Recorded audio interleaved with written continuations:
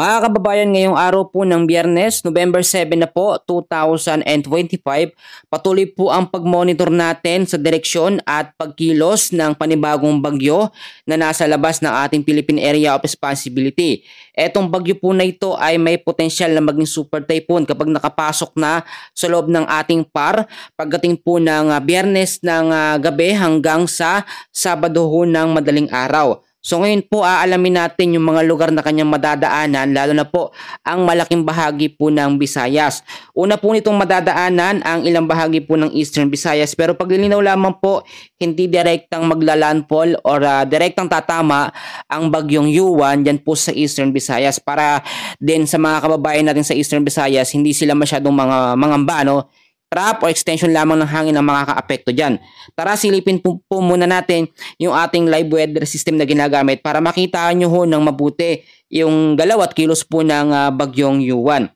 So ngayon po, kung makikita nyo sa ating pinaka live weather radar and system, ang bagyong Yuan po ay mas lumawak pa yung kanyang sirkulasyon o yung nahasakupan ho niya. Ngayon po kasi sa huling pagkatala ay umabot na po sa 900 kilometers hanggang sa 1,000 kilometers yung lawak po o yung radius ng kanyang hangin ng sirkulasyon po niya. Kaya naman buong Luzon po hanggang sa Visayas ay maapektuhan po ng bagyong Yuan. Pero yung pinaka landfall scenario niya dito po sa may bandang North Luzon. So ngayon aalamin natin yung mga detalye, lalo na po yung mga lugar para mapaghandaan. So marami kasi nagtatanong sa atin kung kailan ba direktang maglalandfall ang bagyong Yuan. Ang bagyong Yuan po mga kaibigan ay papasok po sa loob ng ating Philippine Area of Responsibility bilang isang ganap na typhoon category pagdating po ng Sabado ho ng alas 8 ng umaga. Yan ho ay November 8. Bukas na ho yan. So unti-unti pong mararamdaman ng epekto niyan once na makapasok na sa loob ng ating Philippine Area of Responsibility dahil po sa lawak ng radius o yung sirkulasyon ng kanyang hangin. At magiging isang ganap naman ito na super typhoon, very strong typhoon, no? Pagdating po ng alas 8 po ng gabi ng November 8, bali yan po Sabado pa rin. Pagdating naman po ng Sunday ng alas 8 ng umaga, ito ay may potential na o papunta na sa tinatawag natin na super typhoon category, which is po talaga yung ating kinakatakot. Alam nyo, ang isang bagyo ho na umaabot sa super typhoon, yan po ay merong lakas ng hangin na simula 185 kilometers per hour pataas. At yung pinakamax yan minsan umaabot, no, pag mga ganitong klaseng senaryo, nasa 240 to 300 kilometers per hour na lakas ng hangin. At yun ho, kayang-kaya talaga magpaangat or magpalipad ng mga bubong, lalo na po yung mga light materials. Aalamin natin yung mga lugar dahil napaka-importante hanggat may panahon pa po ay mapaghandaan natin yung magiging sitwasyon ng paparating po na bagyong Yuan.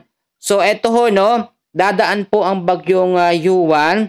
Bale, pagdating po ng ngayong araw po, ang bagyong Yuan alas 8 ng umaga, 1,340 kilometers east of Eastern Visayas. Bagamat sa labas pa rin ng PAR, pero may epekto na, no, yung kanyang hangin ay unti-unti nang nararamdaman. At pagdating naman po ng alas 8 ng gabi ng November 7 pa rin ngayong araw po, 1,100 kilometers east of Eastern Samar pa rin siya. Para po sa kalaman ng bawat isa, ito po explain ko sa inyo mabuti dahil po ang bagyong Yuan ay unang madadaanan o unang maapektuhan, no? Pero hindi pinaka-landfall scenario, no? Hindi pinaka-landfall. Hindi doon ang tumbok yung pinaka-sentro at pinaka-mata. Madadaanan lamang nung trap or extension ng hangin. Pag sinabi po nating Eastern Visayas, kasama po dyan or maghanda po muli ngayon ang Biliran, Eastern Samar, Leyte, Northern Samar, Samar, Southern Leyte. Alam ko ho yung mga kababayan natin dyan ay hindi pa nakaka-recover dahil po sa pinsala na idinulot ng Typhoon Tino na ngayon po nasa labas na ng ating Philippine Area of Responsibility at ito naman nagbabadyang maglandfall sa bansang Vietnam. So ngayon hindi pa nakaka-recover, may panibagong bagyo na naman po. Pero mabuti ang Panginoon dahil hindi na ito pinahintulutan na maglandfall ulit dyan sa Eastern Visayas. Bagamat sa North Luzon ng kanyang direksyon, ngayon may chance naman tayo para maghanda at manalangin sa Panginoon sa mga sitwasyon po tulad nito. So ngayon, dahil nga po ang bagyong Yuan ay mas lumalakas pa at nasa super typhoon category, eto po, no, pagdating po ng alas 8 ng umaga ng Sabado, November 8, 890 kilometers east of Eastern Visayas po ang kanyang magiging lokasyon at lalakas pong hangin niya sa 175 kilometers per hour. At yun po ay talagang pinaka magiging max niya hanggang 185 kilometers per hour bilang isang ganap po na typhoon category. Per category kasi yan, alam nyo pag typhoon category, yan po ay nasa kategorya ng signal number 4. Pero kapag umabot po ang bagyong Yuan hanggang signal number 5, yan po ay kategorya na bilang isang super typhoon. Hindi po natin pwedeng baliwalain ang super typhoon dahil mapakatindi po ng impact niyan or magiging epekto sa malaking bahagi ho ng ating bansa. So pagdating naman po ng gabi po ng Sabado, ang magiging lokasyon naman po niya ay 585 kilometers east of Viraca, Catanduanes.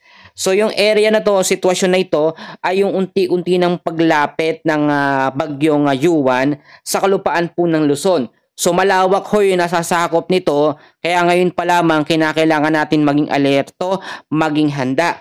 So doon na tayo sa mga lugar na madadaanan po ng bagyong Yuan para din po sa mapaghandaan at maging ready po ang ating mga kababayan. Kasi meron din tayong weather system ngayon na nakakaapekto sa ilang bahagi ho ng ating bansa. Pag sinabi ho kasi nating Luzon area, malawak ho yan. Maraming mga lugar dyan ang talagang nakikita natin na maapektuhan po ng bagyong Yuan dahil sa lawak ng radius or ng sirkulasyon ng kanyang hangin. Kasama po sa maapektuhan ng bagyong Yuan sa kanyang tinatawag natin na landfall scenario, lalo po yung tropic extension ng kanyang hangin, ang bahagi ho ng Metro Manila, North Luzon, Central Luzon, South Luzon, Bicol Region, kasama rin ang Eastern Luzon.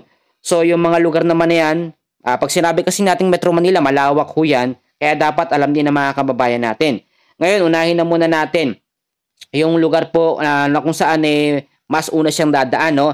Dito sa may bandang Central Luzon, ngayon po, ito makinig ho kayo, maghanda po at maging alerto, mag-ready ang mga kababayan natin dyan sa may Aurora, sa may Bataan, Bulacan, Nueva Ecija, Pampanga, Tarlac at Zambales.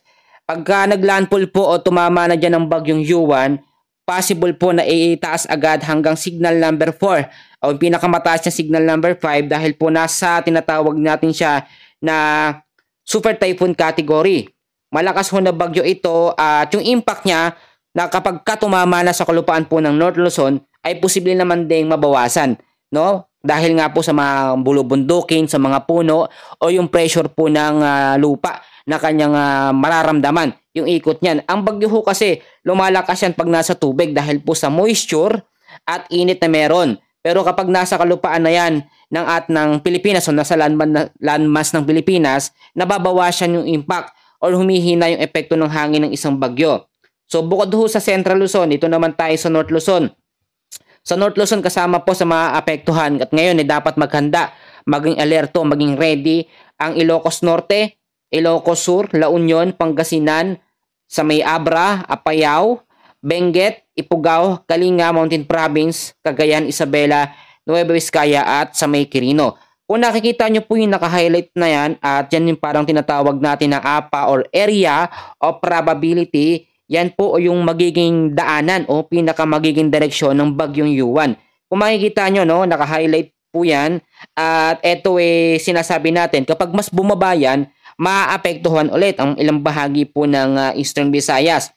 Kapag mas tumaas pa yan, more on mas maaapektuhan naman yan ang extreme Northern Luzon. Aalamin pa rin natin yung mga lugar na posibleng mas maapektuhan o madaanan niya sa mga susunod pa po ng mga oras. Bukod sa North Luzon, ang South Luzon ay maapektuhan din. Kasama po dyan ang Albay, Camarines Norte, Camarines Sur, Catanduanes, Masbate, Sorsogon, Batangas, Cavite, Laguna, Quezon at Rizal. So pagdating pa lamang po ng Sabado ng gabi hanggang sa Linggo ng madaling araw, yan po yung pinaka-peak or pagpasok po ng bagyo. Yan talaga siya mararamdaman. Maging alerto na po at maging handa na tayo. Do yung mga nakatira malapit sa mga baybayin, sa mga ilog, alam nyo naman, nakita nyo naman yung nangyari sa Eastern Visayas, sa Cebu City. Grabe ho yung naging pinsala ng bagyong Tino. Yun po ay hindi kasing lakas ng panibagong bagyong Yuan. Ang bagyong Yuan ay nasa super typhoon category. Ang bagyong Tino ay nasa typhoon category lamang. Pero iba namang senaryo ang nangyari sa bagyong Tino kasi direktang naglandfall sa Eastern Visayas. So yung impact niya matindi ho talaga, no? At bukod po sa South Luzon, ang extreme Northern Luzon din, extreme Northern Luzon, pag mas tumaas pa, yung kanyang area of probability ay direktang maapektuhan ng Batanes, Babuyan Island, Cagayan, Apayao at Kalinga. So possible na itaas din hanggang signal number 5 yung mga lugar na yan kapag naglandfall na po ang bagyo sa area po ng Luzon. At bukod din dyan sa extreme northern Luzon, may mga lugar pa po tulad na lamang ng Metro Manila. Ito, no, napaka-importante sa Metro Manila. Marami pong mga lugar. So mas maganda isulat natin kung alam nyo kung taga dyan kayo sa lugar na yan. Ngayon po maging alerto at maging handa na tayo. Nag-abiso na po ang pamahalaan natin, no, na nasa red warning alert tayo buong Luzon, Visayas at Mindanao dahil po sa mga bagyong dumarating at nararanasan natin. Sa Metro Manila kasama po dyan ang Quezon, Makati, ang Pasig, Taguig, Parañaque, Pasay, Muntinlupa, Valenzuela, Marikina, Mandaluyong, San Juan, Malabon, Navotas, Caloocan, Las Piñas. Yang mga lugar ho na yan, most of the time, kapag may mga malalakas po ng mga bagyo at tuloy-tuloy na mga pag-ulan binabaha. So alam natin yung mga dapat gawin. Maglinis tayo ng mga kapaligiran natin yung mga plastic. I-safety na mga importanteng gamit na lagi kong sinasabi araw-araw bilang pagpapaalala po sa inyong lahat.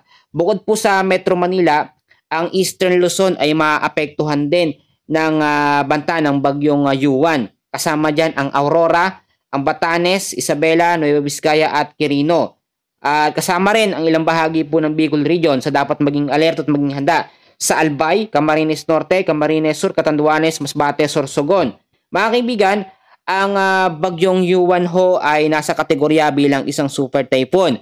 Ang super typhoon ay kaya po talagang maminsala ng matindi lalo na po kapag ang lugar na kanyang dadaanan o matatamaan ay hindi po nakapaghanda.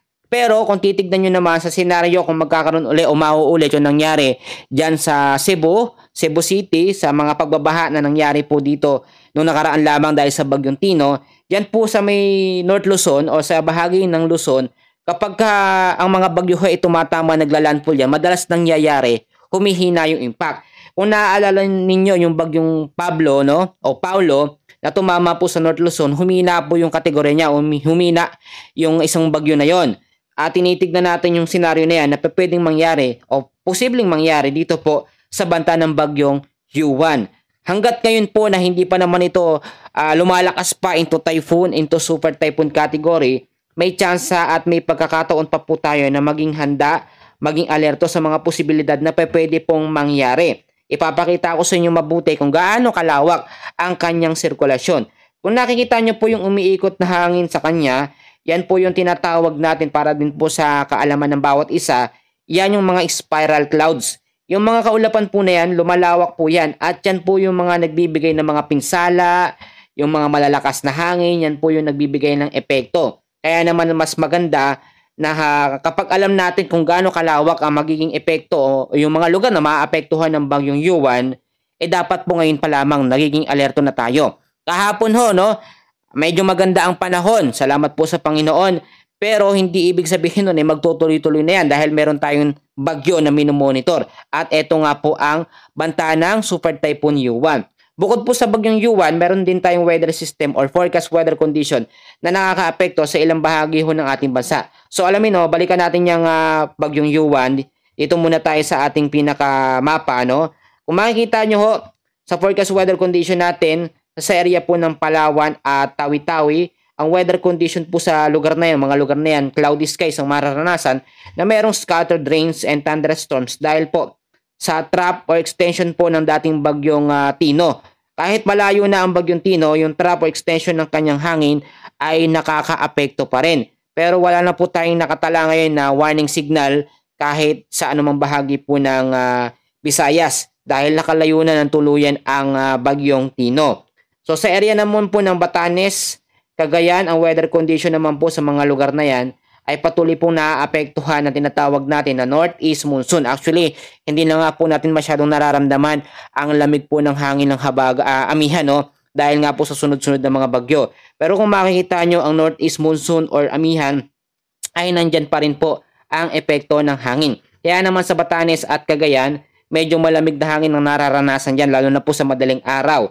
So, ito pong northeast monsoon ay posibleng magbigay din ng mga pagbabaha at landslide sa mga landslide prone area kapag nagkaroon po tayo ng moderate to heavy rains anumang oras. So imo-monitor pa rin natin dyan dahil po kapag ka nandyan na ang bagyong Yuan, ito pong sirkulasyon ng northeast monsoon ay mawawala dahil hihigupin siya ng pressure ng hangin na meron po sa bagyong Yuan.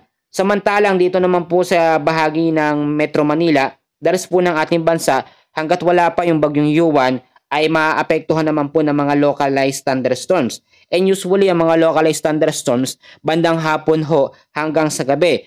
Ipapaalala ko lamang yung naranasan po na napakalakas na mga pag-uulan kahapon po, no? November 6, araw po yun ng Huwebes, ay hindi po dahil sa bagyong Yuan. Yung malalakas po na pag-ulan na yun dahil po yung sa localized thunderstorms. And usually, nangyayari yan kapag maalinsangan ng ang hangin or maalinsangan ng panahon sa umaga, mainit ang panahon sa tanghali. Pagdating ng hapon, bumubugso po talaga ang malakas na buhos ng pag-uulan dahil po yan sa tinatawag natin sa moisture, yung pag-evaporate ng mainit na hangin sa taas at nagiging sanhi po yun ng mga localized thunderstorms. Ngayon, babalikan natin ito nga pong banta ng Super Typhoon Yuan. So tulad nito, itong bagyong Tino ay nasa bansang Vietnam na, wala naman na masyadong direktang epekto. So more on magpo-focus po tayo ngayon dito sa bagyong Yuan. Napaka-importante na lagi ho kayong mag-antabay sa lagay ng ating panahon kasi mas maganda at iba na yung may alam at alerto sa bawat oras. Kaya nga po ako ay lubos na nagpapasalamat sa inyo dahil tinatapos niyo yung video natin. Nakakatulong po ako para maghatid ng balita para din po yung mga kababayan natin ay maabisuhan. Lalo na po yung mga senior natin, mga nanay at tatay natin dyan, yung mga OFW po na nanonood sa akin ngayon. Maraming salamat po, shout out po sa inyong lahat. Lalo na po yung mga nagko-comment sa akin, sinasabi yung mga lugar nila na safe naman sila, okay naman. So ngayon importante yan. Pangalawa, dahil po malakas at malawak ang sirkulasyon ng hangin na meron po dito sa bagyong Yuan, importante na meron po tayong mga safety kit, yung go bags at yung mga importanteng gamit natin dapat po laging nakatago na. Yung mga papeles, mga dokumento. Alam nyo, yung mga bagay na hindi naman natin kayang buhatin, yung mga mabibigat, iwanan na muna natin. Dahil nga po yung nakita nyo nangyari din sa may Eastern Visayas dahil sa bagyong Tino or Typhoon Tino, yung mga mamahaling gamit kahit sasakyan yan, kotse, washing machine, mga sofa, TV, lahat po yun ay iniwan nila para po sa kaligtasan ng mga buhay natin. So mas importante ang buhay natin kaysa po sa material na bagay, napapalitan naman yan. So yun pero hanggat wala pa naman ng bagyo, lagi kong sinasabi, lumikas tayo mga nakatira malapit po sa mga baybayin, malapit sa mga ilog, sa dagat, sa paanan ng bundok, sa mga bahaing lugar dahil po ang bagyong Yuan ay hindi po biro. May nagtanong sa atin kahapon kung alin ba ang mas malakas, ito bang Typhoon Tino or itong bagyong Yuan. Kung pagbabasehan natin ang kategorya ng dalawang bagyo na yan, mas malakas ang bagyong Yuan dahil po ito ay pasok sa Super Typhoon category at sa signal number 5. Ang Typhoon Tino naman ay nasa typhoon lamang at signal number 4 lamang yung kanyang pinaka-peak na natamo or nakuhang lakas po ng hangin. Kaya lang naman naging sobrang malakas ang bagyong Tino dahil direkta po yan naglandfall at tumama. At 8 beses po na naglandfall yan sa bahagi po ng Eastern Visayas. Matindi po yung naging epekto. Ang bagyong Yuan naman po, kahit po ito ay nasa Super Typhoon category, nasa karagatan naman ito ng ating bansa, nasa Philippine Sea.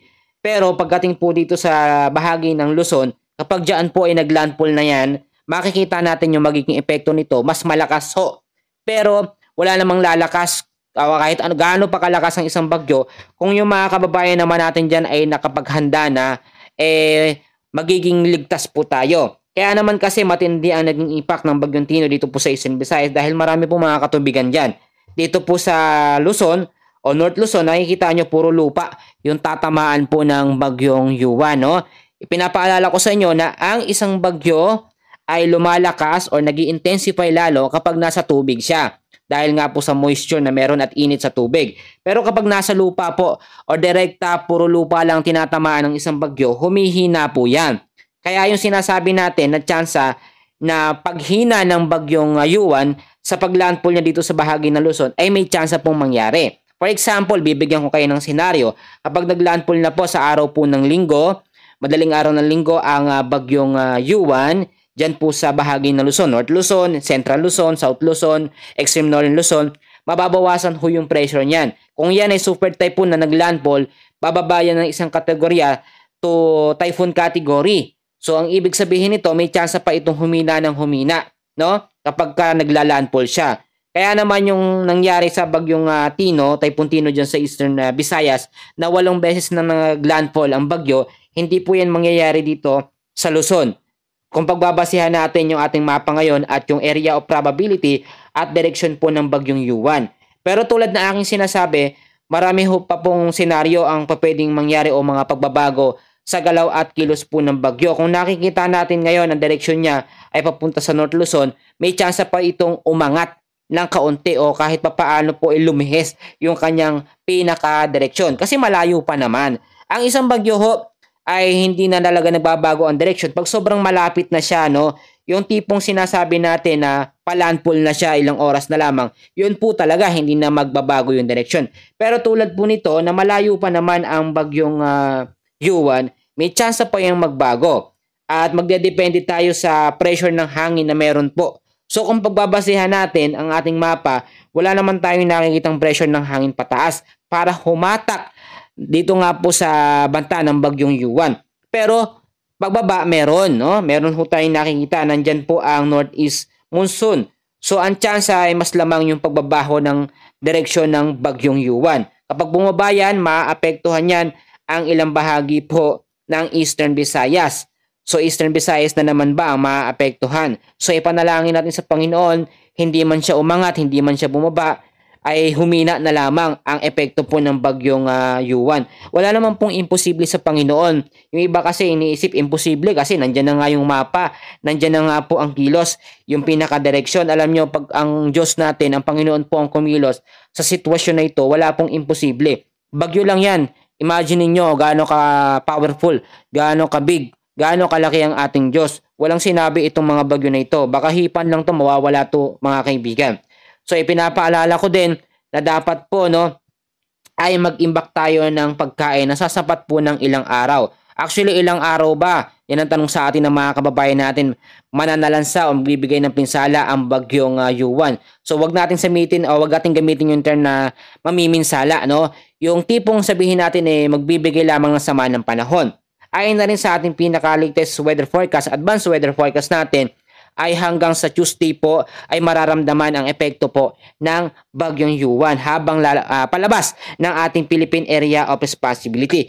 Pero yung pinaka-peak ng kanyang landfall ay mararamdaman po ng Sabado ho ng gabi hanggang sa madaling araw po ng Linggo. So kung may mga lakad kayo ng Linggo, ay ugaliin po magdala ng payong, jacket, kapote, panlaban niya sa mga biglang bugso ng mga pag-uulan. Family day pa naman yon. So, kinakailangan din natin ngayon, napaka-importante na manalangin po tayo sa Panginoon sa ganitong klaseng sitwasyon. Alam niyo po, may magagawa ang Diyos, may magagawa ang panalangin natin. Kausapin natin siya. Ang bagyo naman, ay ito talagang natural disaster. At bakit nga ba inaalaw ng Diyos na tayo ay makaranas po ng mga sunod-sunod na mga bagyo? Lalo na may mga namatay, may mga nawalan ng buhay. At lalo na dito sa Eastern Visayas, grabe po ang naging pinsala. Ito po mga kalamidad na ito, ito po mga bagyo na ito, ay pagre-remind lamang ng Panginoon na siya ay very powerful. Siya ang may control po ng lahat. Inaalaw ba ng Panginoon na mapahamak ang ating mga kababayan? So kung titignan nyo naman mga kaibigan ko, ito dahil na rin sa atin, sa ating kababayaan. So kung titignan natin ito, kung inaalaw ng Panginoon, minsan kasi tinetest tayo, binibigyan tayo ng pagkakataon na magsisi sa ating mga kasalanan. So anong nangyayari kasi, nagpapasalamat lamang tayo o nagpe-pray lamang tayo pag meron tayong mga gustong hingin, mga gustong makuha, Nagpe-pray lamang tayo pagkakain, Aminin natin, guilty tayo lahat. Pagkakain, nagpe-pray pag may natatanggap na blessing, nagpapasalamat. Pero kapag normal, wala kang natatanggap na blessings, walang pagkain, nakakalimutan natin ng Diyos na dapat po una natin nilalapitan bago ang ating pamilya, bago ang ating mga kaibigan. Huwag nating aalisin sa buhay natin ang Diyos dahil siya dapat ang maging sentro natin. At sa bawat oras ay poproteksyonan niya po tayo at hindi po tayo pababayaan kahit gaano pa kalakas ang mga bagyo na pumasok po sa loob ng ating Philippine Area of Responsibility. Muli kong ipapaalala na inahin na rin sa pagtatala ng Pag-asa. Ngayong November ay 2 hanggang 3 bagyo ang mamomonitor natin. At meron na tayo, nakakadalawa na tayo. At mahaba pa yung araw, yung petsa po ng November bago magkatapusan.